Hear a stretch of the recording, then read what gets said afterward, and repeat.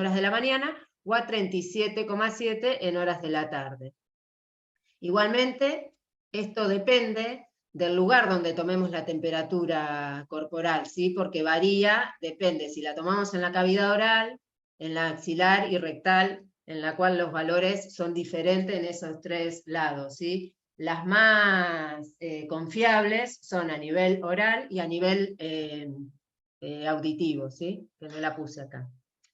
Otro concepto que tenemos que tener en claro es la hiperpirexia, o sea, toda temperatura por encima de 41 grados y medio no es fiebre, sino ya estamos hablando de hipertermia o hiperpirexia, que es una alteración a nivel central y que se da más frecuentemente en pacientes que tienen patologías neurológicas, ya sea un traumatismo encefalocraniano, meningitis, pero bueno, todo no sería fiebre ya, ¿sí? Como concepto. Ahora, la fisiopatología de la fiebre en realidad es una respuesta normal del cerebro y estereotipada, es que está desencadenada por múltiples procesos inflamatorios, ya sean infecciosos o no, ¿sí? Generalmente está mediado por una cascada de citoquinas que se pone en marcha por agentes externos al huésped o también internos, ¿sí? Por lo tanto, acá hay un concepto que debemos acordarse, que existen agentes que se llaman pirógenos y que van a estimular la generación de fiebre a nivel corporal, ¿sí? De ellos tenemos los pirógenos exógenos y endógenos, ¿sí? Los exógenos son todos, como lo dice la palabra, todo externo al cuerpo. Los más frecuentes son agentes infecciosos como bacterias y sus toxinas, virus, hongos, espiroquetas, protozoarios. También el tejido necrótico puede generar, liberar y activar la liberación de mediadores y también generar fiebre, distintas hormonas también, y también hay que tener en cuenta, y esto es muy importante, que distintos medicamentos pueden generar la respuesta de la fiebre. Y los pirógenos endógenos son mediadores internos, celulares, donde los principales son la interleuquina 1, la 6, el factor de necrosis tumoral, y el interferón y el gamma interferón, ¿sí? Bueno, ¿cómo se genera esto? En realidad, bueno, una noxa externa, ¿sí? Ya sea una toxina bacteriana o mediadores inflamatorios, activan los monocitos, los macrófagos y el endotelio celular, y esto genera la liberación de estas citoquinas endógenas, interleuquina 1, 6, factor de necrosis tumoral, que vía circulación llegan al hipotálamo, y empieza a liberar prostaglandina E, AMP cíclico, que estimula la respuesta del aumento de la temperatura corporal, ¿sí? Porque activa la termorregulación, aumentando la conservación de temperatura y disminuyendo la producción de calor, y aumentando, perdón, la producción de calor. También existen mecanismos más directos, que generalmente son bacterianos, por eso la fiebre en los procesos bacterianos es más importante y va acompañada de temblores, chuchemia. Pueden haber toxinas o pirógenos exógenos que activen directamente el hipotálamo, como acá lo muestra este cuadro, ¿sí? Que es esquemático. Bueno, con respecto a la fiebre, ¿cuáles van a ser las manifestaciones clínicas? Y hay que prestarle atención a esto porque, como varias cosas pueden dar fiebre, hay distintas pautas o signos que nos orientan hacia una cosa u otra cuando un paciente hace fiebre. En principio, uno de los síntomas que hay que tenerla en cuenta son las chuchemias o escalofríos o el temblor cuando levanta la temperatura.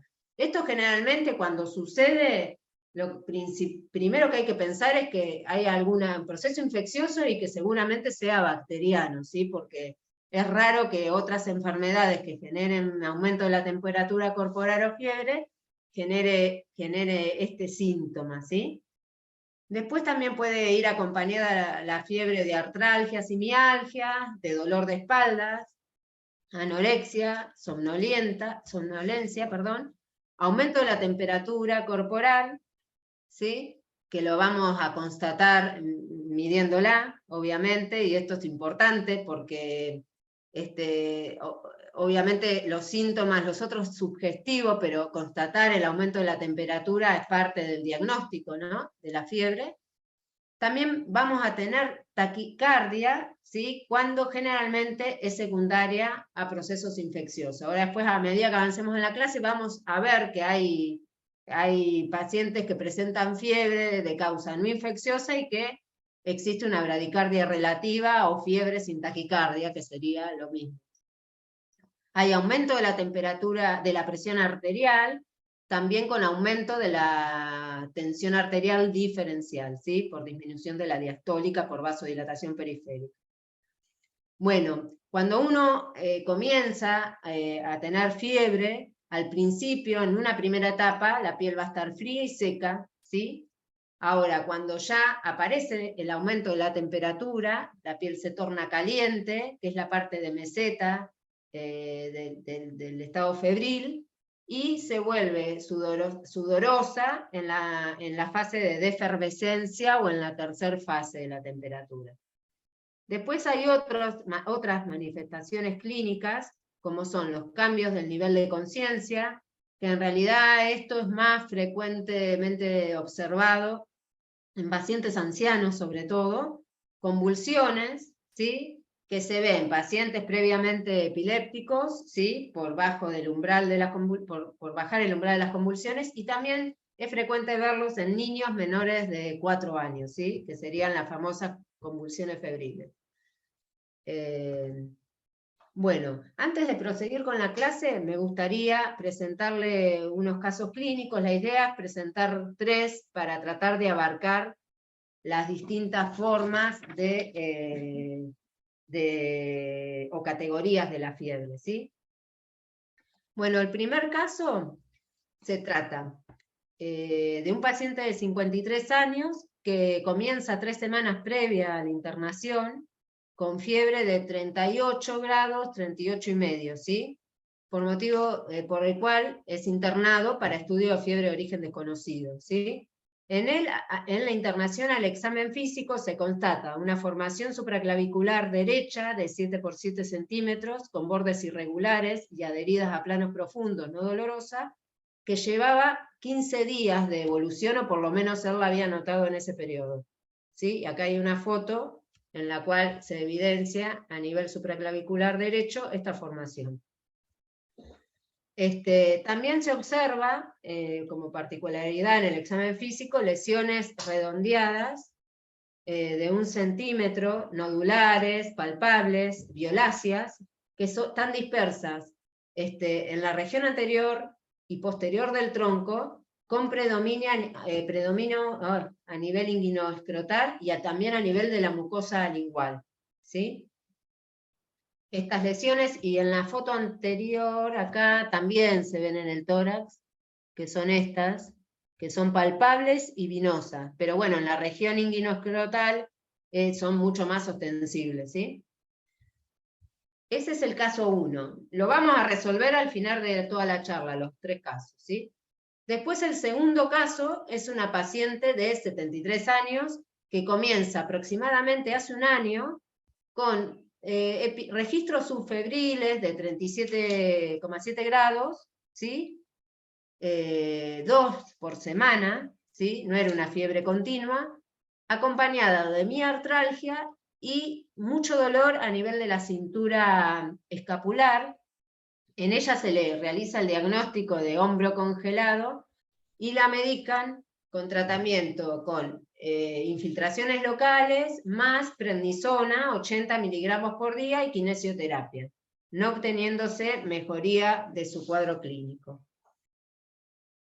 Después de este periodo, posteriormente se agrega disminución de peso, ¿sí? Ella perdió 15 kilos en 8 meses, no es significativo, pero perdió peso, y la temperatura fue siendo más frecuente, con patrón matinal y de 38,5 grados, ¿sí? Aparte se le agrega marcada astenia psicofísica y compromiso del estado general. En el examen físico, en esta paciente, tenía una palidez cutánea mucosa, ¿sí? Deshidratación leve, tenía rales crepitantes bivasales y hepatomegalia. Bien. Y el tercer y último caso, y pasamos a la clase, es un paciente masculino de 53 años, oriundo de Salliqueló, que comienza un mes aproximadamente previo a su internación con fiebre mayor a 38,5 grados y pérdida de peso significativa con marcada astenia, ¿sí? En el examen físico se constata palidez cutánea mucosa y adelgazamiento franco, y el laboratorio mostraba una anemia microcítica, una eritrosedimentación de 84 milímetros en la primera hora, y el resto de los parámetros eran normales, analíticos. Así que bueno, tratémonos de acordar de los casos que después los vamos a resolver al final de la clase. Con respecto, bueno, a la fiebre de origen desconocido, es la fiebre que es mayor a 38,3 grados centígrados y que dura más de 3 semanas de evolución, ¿sí? En la cual permanece sin diagnóstico.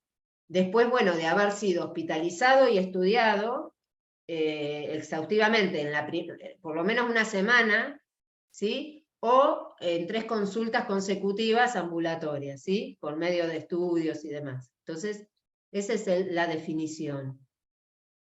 Peterson, la ha clasificado en distintas causas, o sea, para organizarnos y tratar de orientarnos, tenemos 4 causas principales.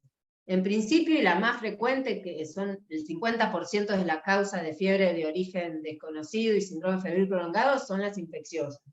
En segundo lugar se encuentran las de causas malignas o oncológicas, con un 25%, las inflamatorias o reumatológicas abarcan un 10%, o sea, en tercer lugar, y las misceláneas son un 5%, igual, si bien son las menos frecuentes, en ellas entran la fiebre secundaria al uso de medicamentos en forma crónica, que tienen un porcentaje importante en los pacientes internados. Con respecto al diagnóstico de la fiebre de origen desconocido, tiempo atrás, o sea, en 1930, la mayoría quedaba sin diagnóstico, el 75% no era diagnosticado. Actualmente, con el advenimiento de muchísimos estudios complementarios y muchísimos estudios de laboratorios y técnicas de cultivo y de serologías, este porcentaje ha disminuido mucho y es del 10%. El 10% queda sin diagnóstico, ¿sí? Esto obviamente en la fiebre de origen desconocido clásica, porque este número del 10% cambia un poquito en el paciente o en la fiebre de origen desconocido asociado al paciente HIV, en el cual queda sin diagnóstico un 14%, ¿sí? Para tener en cuenta eso. Bueno. Otra clasificación para ordenarnos en cómo vamos a estudiar al paciente es ver qué huésped tenemos enfrente, si es un paciente sin factores de riesgo y sin ninguna comorbilidad asociada, estaríamos en presencia de una fiebre de origen desconocida clásico, o fiebre de origen desconocido en paciente HIV, en paciente trasplantado, o en el viajero, que regresa al país, ¿no?, de origen. Son pacientes o poblaciones especiales. ¿Por qué? Porque en ellos tenemos que pensar en otras causas y en otros microorganismos, cuando hablamos de causas infecciosas, porque tienen otro tipo de comorbilidades y demás. Por ejemplo, en el HIV, ahora como vamos a ver en los estudios complementarios del paciente clásico, lo primero, una de las cosas que hay que pedir es la serología de HIV, porque nos divide en 2 aguas al paciente, si es HIV o no es HIV. Vamos a buscar causas diferentes de la fiebre, ¿sí?, prolongada. Lo mismo el paciente trasplantado y las drogas que usan para su inmunosupresión, y también el paciente que viene de algún viaje. Es importante saber dónde fue, las enfermedades, infecciones endémicas de ese lugar, si estuvo en contacto con distintos animales para evaluar distintas zoonosis, o si fue picado por mosquitos, garrapata, porque también ahí tenemos que abrir el abanico y es totalmente diferente a cómo vamos a encarar la fiebre prolongada en el paciente que no tiene todos estos antecedentes, ¿sí? Bien. Bueno, como concepto, en la fiebre de origen desconocido no existe un enfoque estándar para su diagnóstico, ¿sí? Antes sí había un protocolo que se seguía del principio a fin, pero la realidad es que se pedían un montón de estudios en forma excesivas, caros, y que aparte a veces eran invasivos inclusive, y no llegan a ningún diagnóstico, solo a la pérdida de tiempo, a exponer al paciente y a la pérdida de dinero también. Entonces, se requiere para el estudio de estos pacientes una historia clínica muy minuciosa, un interrogatorio es muy importante. A veces en la primera consulta o en el primer abordaje del paciente no logramos obtener todos los datos, por eso es importante dirigir el interrogatorio, volver a reinterrogar en días sucesivos. También es súper importante el examen físico que sea bien detallado y minucioso, porque a veces en los detalles vamos a encontrar cómo seguimos estudiando al paciente en algún signo que hayamos encontrado. Y con respecto a las pruebas de laboratorio inespecíficas, selectivas, a veces cuando tenemos alguna alteración, realmente nos orientan a cómo vamos a estudiar al paciente, ¿sí? Bien. ¿Cómo vamos a enfocar el diagnóstico del paciente con una fiebre de origen prolongado y desconocido? Y estamos hablando del tipo clásico, ¿no? Primero hay que verificar si cumple con los criterios de fiebre de origen desconocido, que fue la primera definición que abordé, que tenga más de 3 semanas de fiebre de 38,3 grados. Esta no hace falta que sea continua, puede tener un pico matinal, puede tener 2 picos diarios, puede tener 2 registros semanales, y esa se la llama entromedario, pero bueno, que tenga 3 semanas de fiebre. Después, y este dato es importante porque acá nos vamos a ubicar con el paciente que tenemos enfrente, hay que determinar la categoría de la fiebre prolongada, ¿sí? Cada una va a tener características clínicas y es la clave porque nos va a orientar a ver cómo seguimos estudiando ese paciente, ¿sí? Por ejemplo, si el paciente, aparte de tener esta fiebre prolongada, refiere a anorexia desde el comienzo de su cuadro, y pérdida de peso significativa, ¿sí? O sea, hablamos de pérdida de peso significativa cuando en menos de una semana baja más de 800 gramos el paciente.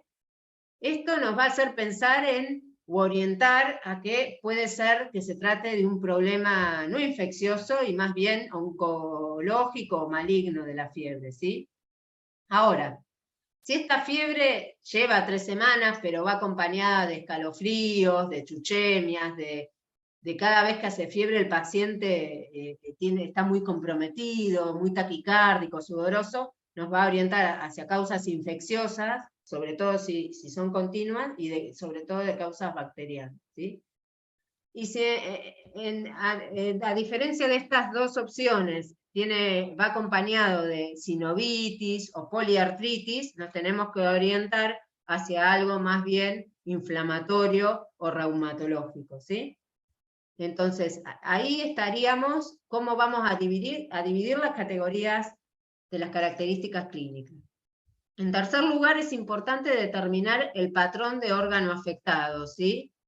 Si se manifiesta con esta fiebre prolongada y vemos que tiene varios órganos afectados, la piel, pulmón, o tiene un poco de afección renal o un poco de compromiso hepático, bueno, esto es bastante típico de las enfermedades inflamatorias o las colagenopatías, como lo que es el lupus eritematoso sistémico, la artritis reumatoidea, ¿sí? Así que nos vamos a orientar más para ese perfil, ¿sí? Lo mismo, hay que buscar signos clínicos la piel, las mucosas, en estos pacientes habla mucho, buscar lesiones en piel como el lívido reticular y fotosensibilidad, la telangiectasia, úlceras, ¿sí? Ya sea a nivel de mucosa yugal o a nivel genital, o capaz que no las tiene en el momento, pero sí tiene antecedentes, ¿sí? Para pensar en lupus o para pensar en Behçet. Y ahí nos va a orientar a lo que vamos a seguir pidiendo para confirmar ese diagnóstico. Después, si esta fiebre va acompañada, es importante, si va acompañada de esplenomegalia o hepatomegalia o de las dos, en general la fiebre que va acompañada con esplenomegalia sola, sin compromiso hepático, se ve en los procesos, en las infecciones, en la endocarditis, ¿sí? Infecciosa, pero también la podemos ver en enfermedades oncomatológicas, ya sea leucemias crónicas, mieloides crónicas o linfomas, ¿sí? La idea es ir achicando la brecha para ir encarando lo que le vamos a ir a pedir al paciente, ¿sí? También, si solo el paciente no tiene esplenomegalia y tiene hepatomegalia, solo compromiso de hígado, la verdad que esto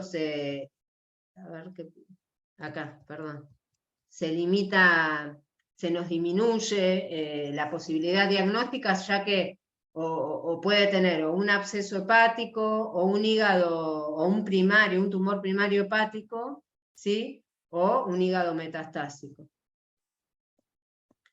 Después, con respecto, si encontramos en el examen físico, hay que prestar atención a nivel ocular, a nivel de la piel, a nivel de adenopatía, si encontramos, porque aparte son una de las principales causas o lugares donde vamos a ir a tomar muestra para obtener biopsia, anatomopatológico y cultivo, lo mismo que el hígado y el vaso, ¿sí?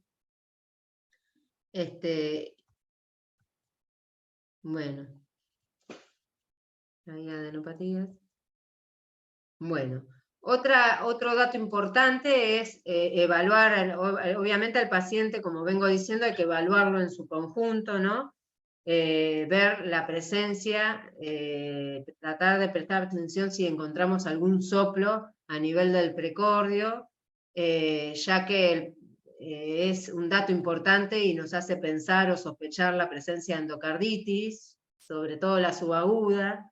En ellos también podemos buscar otros signos indirectos, como son las lesiones de Hanaway, que se ven acá, los nódulos de Osler, y las petequias en la conjuntiva, que no son más que necrosis de los capilares por microtrombos sépticos, ¿no? De este tipo de patología. No me quiero meter mucho acá porque después tenemos la charla, ¿sí? Bien.